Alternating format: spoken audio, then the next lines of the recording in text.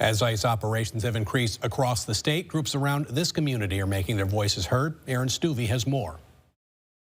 Monday morning, Mankato area public schools put a message out to parents addressing concerns over ICE activity in the area. The message said that the district made some internal changes to their safety plans and have communicated them with principals and building leaders. While the district didn't say what those changes are, the statement did say that they maintain their visitor policy during the school day and that, quote, student safety and privacy remain central to all decisions, end quote. On social media, many may have seen posts from the Greater Mankato Ice Watch page. Admins of the page agreed to speak with KUIC, but wanted to stay completely anonymous. Leaders of the page said that the page receives upwards of 50 tips about ice activity daily. Those tips are then sent out to scouts who attempt to verify the report in real time, and any that are verified are posted to the page. Of those 50+ reports, only about 1/10 of them are actually verified. The page itself has grown exponentially over the past couple of weeks. What began with just a few hundred followers around Christmas is now nearing 10,000.